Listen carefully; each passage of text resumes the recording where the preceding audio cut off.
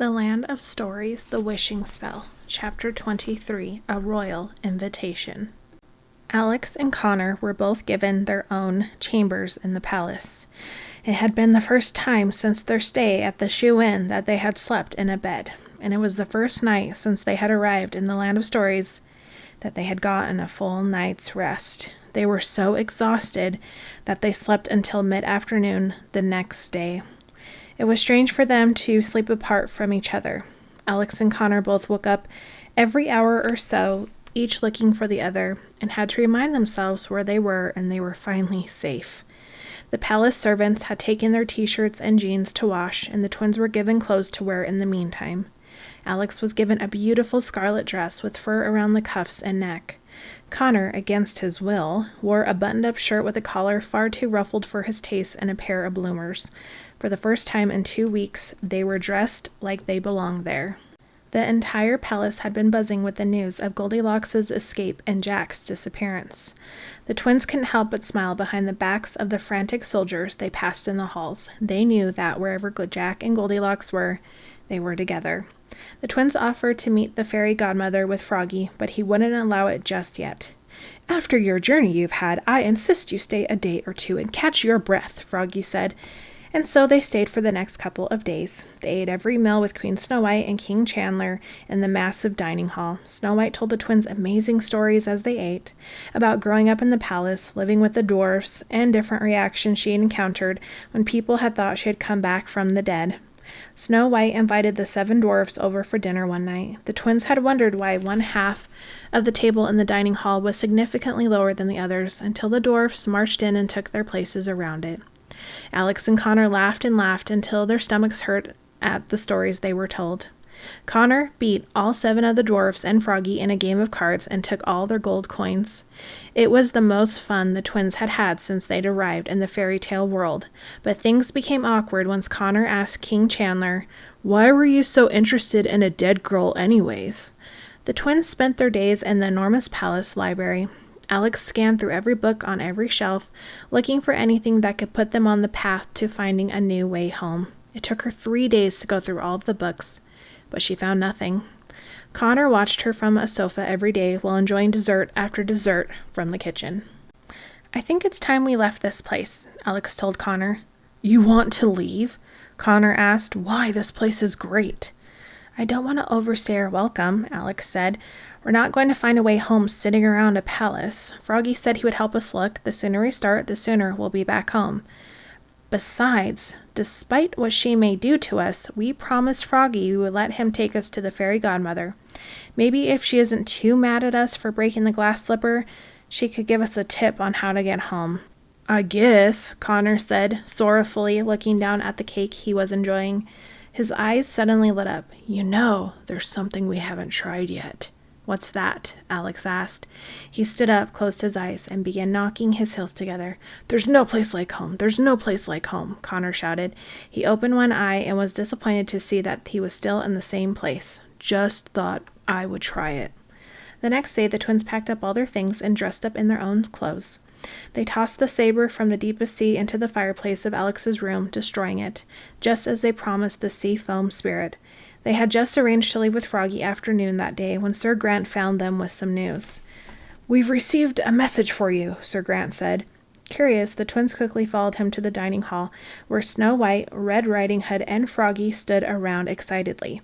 The queens were each holding bright envelopes. A messenger from another kingdom blew his horn upon seeing the twins and presented them with an identical envelope. "Cinderella had her baby!" Snow White told the twins. "It's a girl!" The twins eagerly opened the envelope. It was white and addressed to Alex and Connor Wishington. A golden wax seal on the back was in the shape of a glass slipper. The invitation said, "His Highness King Chance Charming and Her Royal Majesty Queen Cinderella cordially invite you to an exclusive celebration of the birth of their child, the unnamed princess, at their palace tomorrow afternoon." "How wonderful!" Alex said. "But why are we invited?" "Beats me," Connor said. "Maybe she needs babysitters." "I wasn't expecting to be invited either," Red said. "Elected queens are usually left out." "So you're usually left out?" Connor asked. Red turned the same shade as her coat and didn't answer. "Are we going to go?" Connor asked. "Do you honestly think I'm going to miss this?" Alex asked. "Besides, we should return the glass slipper and the pieces of the other one to Cinderella. It's the right thing to do." "What about Froggy?" Connor asked. Froggy made a gesture like he was calming a fire. "Oh, don't worry about me," Froggy said. "I wasn't personally invited, so I don't want to intrude. I've never cared too much for the Charming Kingdom anyways." "Nonsense," Red said. "You'll come as my guest, and I won't hear any more of it." She held her head high. Froggy knew he wasn't getting out of this one. "We'll go see the baby princess, and then we'll find the fairy godmother with Froggy afterward," Alex decided. "Hopefully she'll still turn you back into a human." "You mean you're going to become human?" Red asked with a hand over her chest. "Yes," Froggy said. "Long story." "Why didn't you just say so?" Red said. "You have no idea how things have changed how I feel about you. Although I must say I'm very proud of myself for being friendly to well, whatever it is that you are now." If Froggy had eyebrows, they would have both have been raised. "Come with me right now," Red said and linked his arms in hers. "Let's go plan our outfits for tomorrow." She led Froggy out of the room. He looked back at the twins, his eyes saying, "Help!" but they were too busy holding in laughs to rescue him. By that afternoon, the carriages were loaded and the journey into the Charming Kingdom began. Snow White and King Chandler rode in one carriage and the twins rode in the other with Froggy and Red. They were surrounded by a fleet of soldiers the entire way. "Now this is a way to travel," Connor said. The twins kept pointing out familiar land that they had traveled across during their journey. It inspired them to tell Froggy and Red all about the adventures they had had. The Frogman and the Queen were all ears. Froggy croaked a couple of times during the twins' animated retellings, especially during the part about the trolls and goblins. Given their audience, they left out the part about sneaking into Red's castle and being partially responsible for the fire. The twins kept stopping each other to say, "We can never tell Mom about that part," when they got to the more dangerous moments of their trip. The carriages traveled through the night and arrived at Cinderella's palace the following afternoon. Rose petals filled the air and bells rang from afar as the entire kingdom celebrated the birth of their future ruler. Froggy started acting very strange as soon as they arrived. He was shaky with nerves. The palace made him anxious for some reason. The group climbed the never-ending steps to the front entrance and was escorted down the red-carpeted hall and into the ballroom. The ballroom was virtually empty and seemed much bigger when not filled with people dancing. Cinderella was sitting on her throne, cradling her newborn daughter. Sitting around her in a big circle, some in chairs and some on the floor, were Sleeping Beauty, Rapunzel, and members of the Fairy Council. Sleeping Beauty and Rapunzel's husbands congratulated King Chance in the corner of the room. "What are you going to name her?" Rapunzel asked. She was beautiful, with hair that matched the lock Alex and Connor had collected for the wishing spell. She wore it up in the biggest bun the twins had ever seen, and it still ran down her back and trailed behind her. "I can't decide," Cinderella said. "You should name her after her aunt, Rapunzel," Rapunzel suggested, and everyone laughed. "I love you, Rapunzel, but I love my daughter too much to ever do that," Cinderella said, and everyone laughed even harder. "Look who's here," Cinderella said as soon as she looked up to see the group walking towards them. Everyone was happy to see Snow White and Chandler, but the room grew very tense when they saw Alex and Connor walking in behind them with a giant frogman. Everyone looked at them uncomfortably, as if they were naked. "Aren't those the twins who stole the glass slipper?" King Chance said, stepping forward from the clump of kings. "No, we tried telling you it wasn't us," said Alex, panicked, afraid history was about to repeat itself and she and her brother would be chased by guards. "Everyone, relax," Cinderella laughed. "No one stole anything. I invited them here. My fairy godmother wanted to have a word with them." "What does she want with them, dear?" King Chance asked his wife. "I'm not sure," Cinderella said. Alex and Connor exchanged looks of dread. This must be even more serious than the broken slipper. "We may have accidentally broken one of your shoes," Alex said.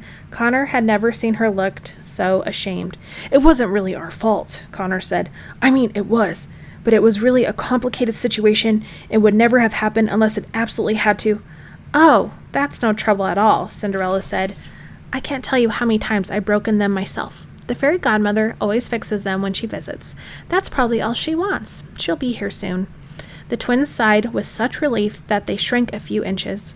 Connor patted his twin sister on the shoulder as he knew she had been stressing about it. If there was ever a group of people she wanted to leave a good impression with, it was this one. Snow White, Red, Alex, and Connor joined the woman huddled around the baby. King Chandler dragged Froggy over to where the men were in the corner and introduced them to him.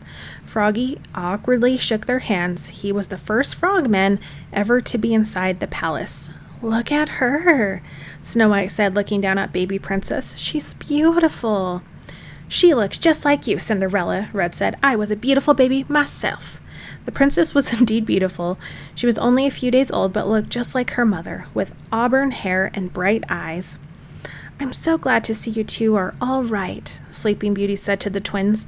"Did everything work out for you?" She winked at them. The twins looked down at their feet.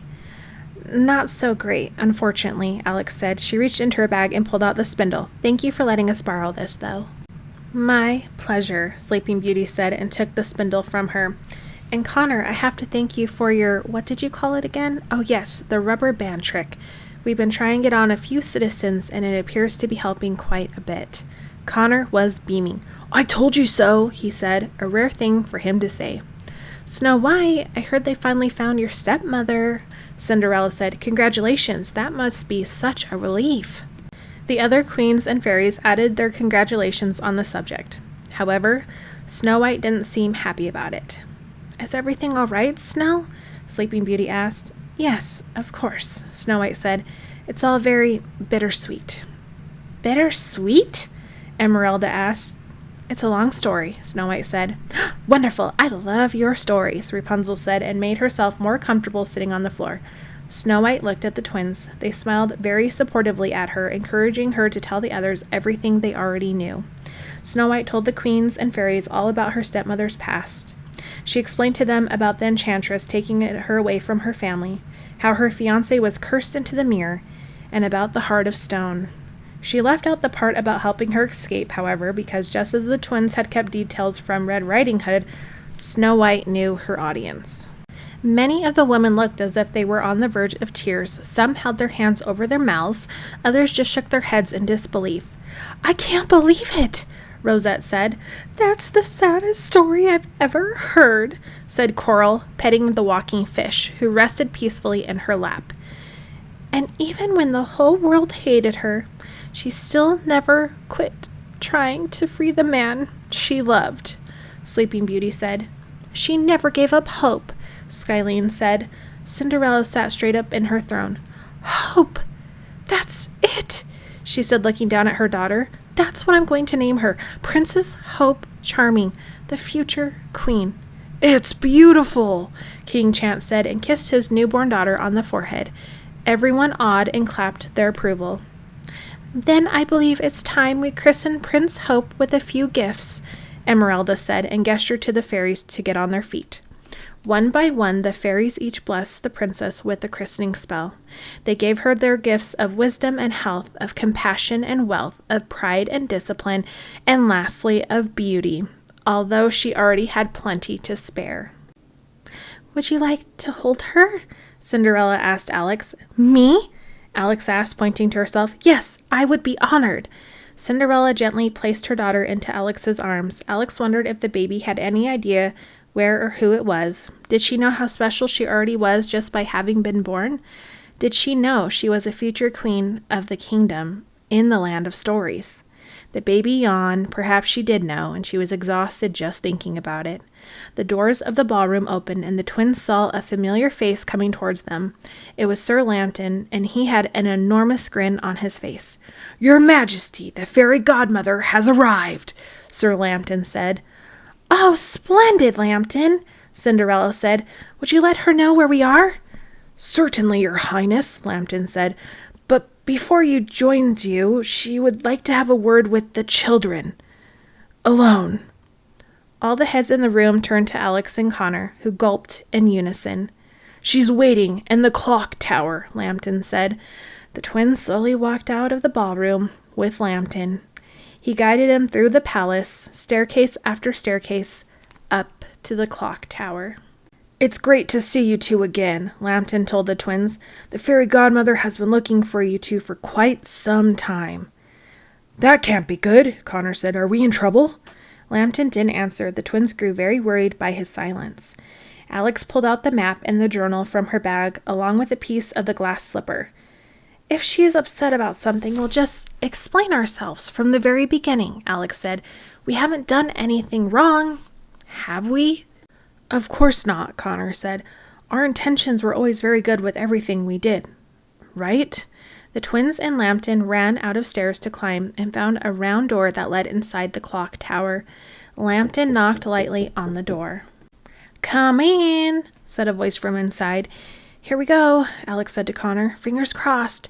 Lambton led the twins inside. The clock tower was gigantic. The twins felt like they were in the inside of an enormous antique clock, as there were giant turning gears and mechanisms everywhere you looked. They could see the entire kingdom through the clock face.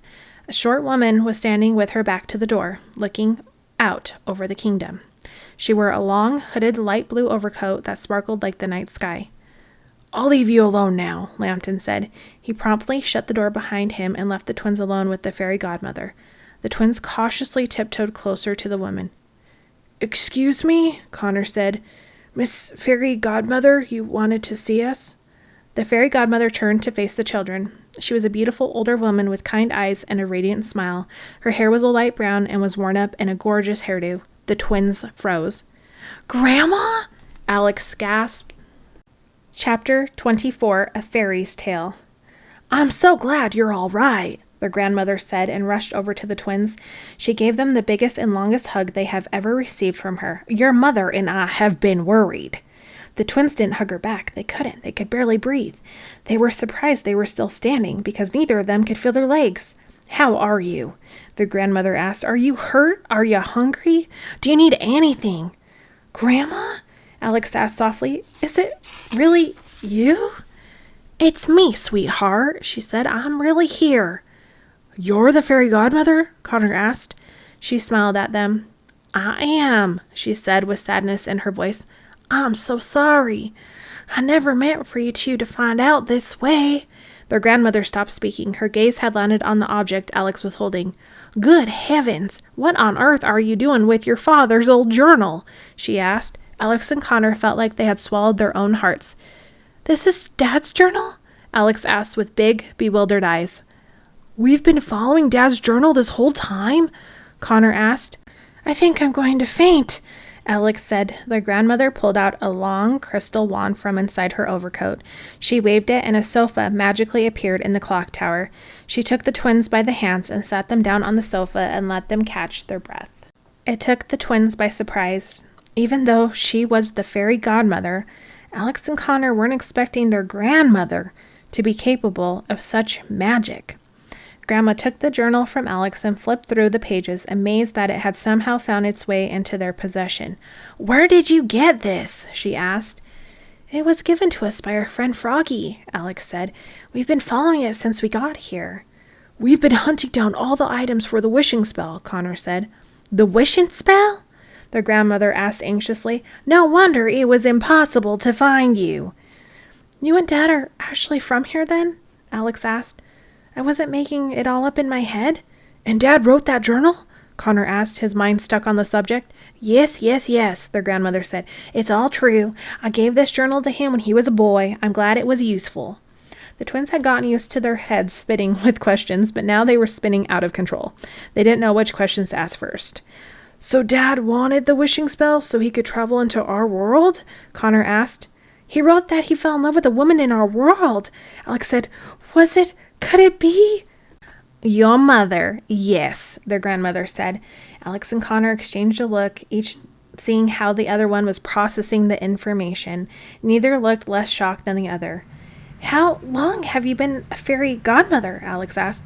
Why didn't anyone ever tell us any of this? Connor asked. I know you probably have 100 questions, their grandmother said, but before you worry yourselves too much, let me explain.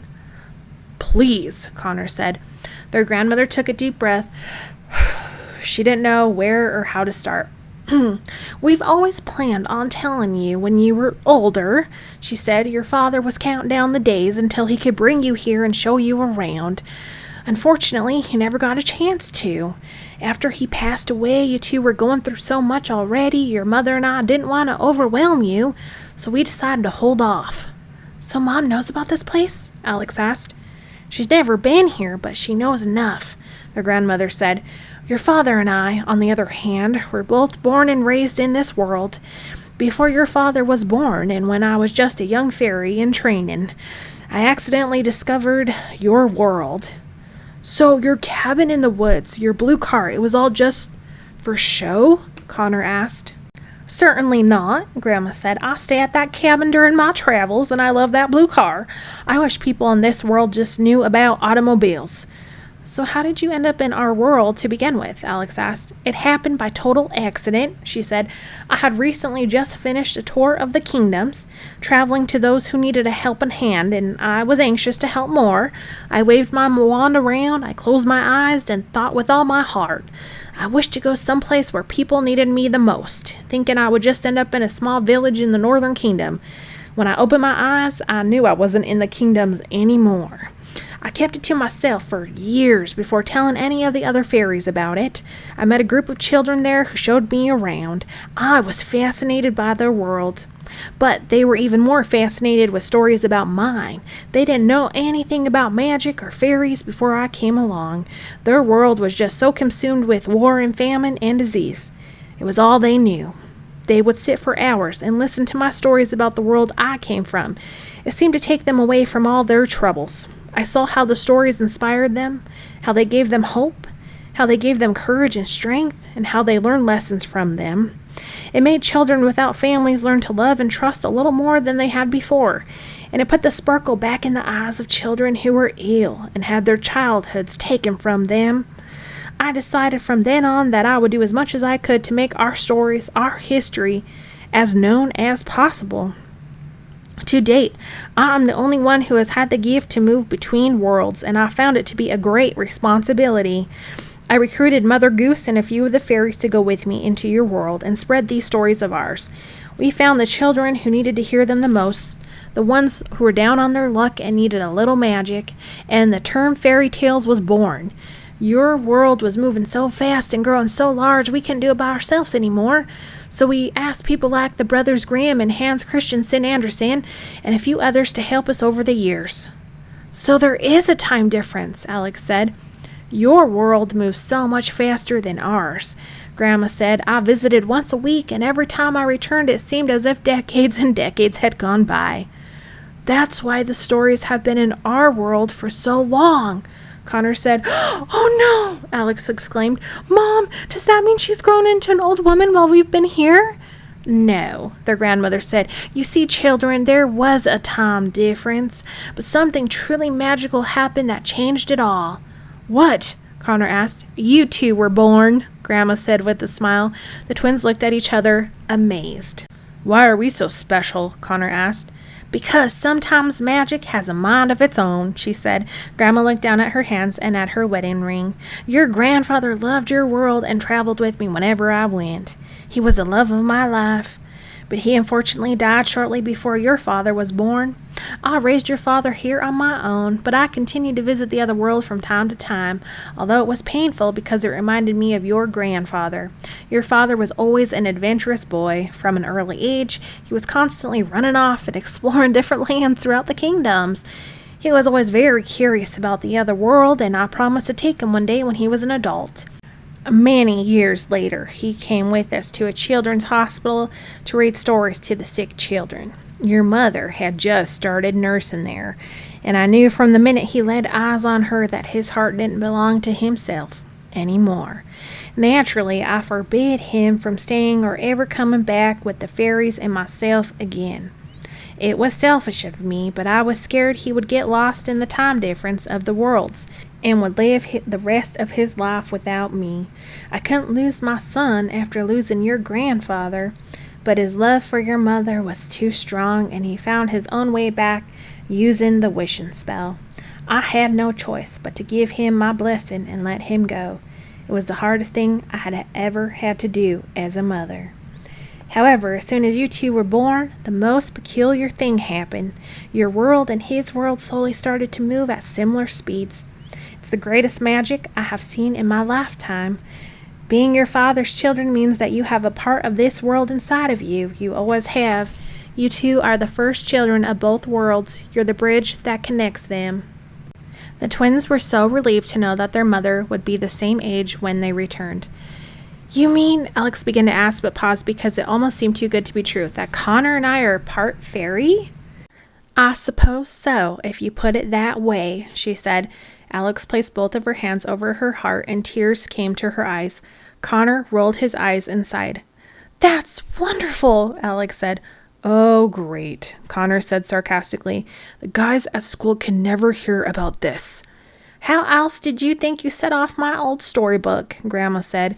Alex sat straight up in her seat. She remembered the night in bed when she was holding the Land of Stories and wishing with all her heart to travel inside it. The first night she discovered it wasn't an average book.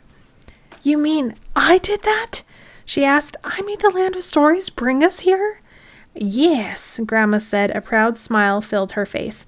Alex couldn't believe it. She was magic. She made it happen. It all makes so much sense now, Alex said.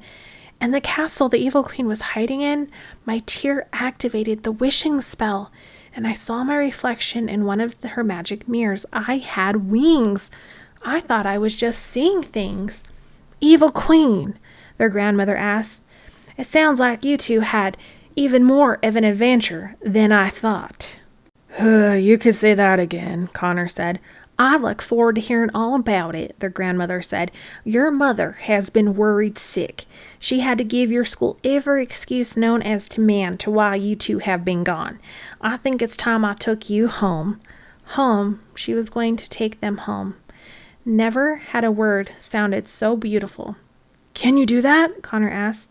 You'd be amazed at the things your grandma can do, she laughed. But her look faded as she sadly looked down at the journal that had belonged to her late son. Amazing, isn't it? Even in death, your father managed to show you around this place. It had always been his dream. Alex and Connor had always thought that their father was amazing, but until now, they never knew just how amazing he actually was. The twins and their grandmother left the clock tower and caught Sir Lambton leaning on the door, closely listening to their conversation. He escorted them back down the stairs to the ballroom. I knew your father, Lambton whispered into the twins' ears. We grew up together. I knew you must have been his children the very second I saw you. That's why I put the glass slipper in your bag. The twins couldn't even acknowledge it with a smile.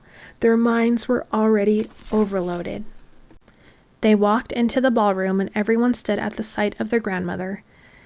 Everyone, please have a seat. I come to bless the baby princess with a gift, and then I'm going to take my grandchildren home, she said and put her arms around Alex and Connor. Grandchildren? Cinderella asked. I had no idea. Why, that practically makes us family, she said, smiling at the twins. Did you hear that, Alex? Connor said, leaning close to his sister. Cinderella herself just said we're practically her family. I know, Alex peeped, and I'm trying not to cry. The fairy godmother took the newborn princess into her arms. The twins were excited to see their grandmother in action. She's beautiful, dear, she said to Cinderella. My gift to the princess will be bravery. She may need it in the years to come. The fairy godmother kissed the newborn's cheek. Her lips left a sparkling mark on the infant's face, and it slowly faded away as the gift was absorbed. Before I go, I have one more gift to give, the fairy godmother said and took out her long crystal wand. Will the gentleman named as Froggy please come to the front of the room? Froggy, who had been partially hiding behind the charming kings, cautiously met the grandmother in the middle of the room. Thank you so much for looking out for my grandchildren, the twins' grandmother said. I will never be able to thank you enough, but for now I'd like to take away the curse put upon you. Froggy's mouth opened extra wide. He kept looking back and forth between the twins and the grandmother. I, he started but couldn't finish. The grandmother waved her wand, and the curse cast upon him blew away like dandelion seeds in the wind. Froggy wasn't Froggy anymore. He was a man. He was a very attractive man, too, with dark hair and eyes that illuminated the entire room. It was shocking for the twins to see him as anything else. "Charlie?" King Chance said. "Is that you?" The charming brothers all leaned closer to him. They stared at him as if they were looking at a ghost. "Hello, brother," Froggy said. "It's been a long time." The charming's amazement eventually wore off and turned into celebration. They ran over to their long-lost brother and vigorously embraced him. The room erupted with joy at the long-overdue reunion. Red Riding Hood was quietly blushing herself. She was looking at Prince Charlie in a completely new way. He wasn't the friendly frogman who saved her in the collapsing castle anymore. He was husband material. "We thought you were dead," Chandler said, rubbing his brother's head. "We searched every kingdom for you," Chase said, patting him on the back. "Now you know why you couldn't find me," Charlie said and shrugged. "Why didn't you tell us?" Chance said. "I was ashamed," Charlie said. "I didn't know any better. I thought I had to hide. Please forgive me." The twins couldn't believe it. Now they knew why he had been acting so strange when they had arrived. "So you're a prince," Alex said with a gigantic smile on her face. "You forgot to mention that part." "My apologies," Charlie said. "I could have sworn I mentioned it over lily pad tea." They laughed together. Charlie ran over to the twins and hugged them almost as tightly as his brothers had just hugged him. "Thank you," Charlie said, "for inspiring me to come out of that hole in the ground." "Thank you," Alex said. "I'm still calling you Froggy," Connor said. The fairy godmother waved her crystal wand one last time, and a door appeared in the middle of the ballroom. She walked over to the twins and placed a hand on both of their shoulders. "It's time," she said. The twins recognized the front door immediately. It was the front door of the rental house. They had never been so happy to see it. A light was shining through it. They knew their mother was waiting for them on the other side. All the kings, queens, and fairies in the room looked at Alex and Connor sweetly. Although most of them had had their predicaments with the twins, they were sad to see them go. "Say goodbye," Grandma told the twins. Connor couldn't wait any longer and ran straight to the door. "Bye," Connor yelled at everyone in the room without looking at them. He ran through the door and disappeared home at last. Alex looked up at her grandmother. "Will we ever come back?" she asked, hoping with all her heart for the answer she wanted to hear. "Someday," her grandmother said. Alex took a step towards the men and women she had grown up reading about her entire life. She could have sworn she had had a dream, just like this one's. She had been meaning to say something, and decided this might be her last chance to say it. "I know this may not make any sense, but thank you for always being there for me," Alex said. "You're the best friends I've ever had." They didn't quite understand what she meant, but they were all very touched by her words. "Come along, dear," her grandmother said, and escorted her to the door. Alex wiped away the tears that had been brought on by saying farewell. She couldn't help but smile as she walked through the door with her grandmother, though, because she knew in her heart it wasn't really goodbye.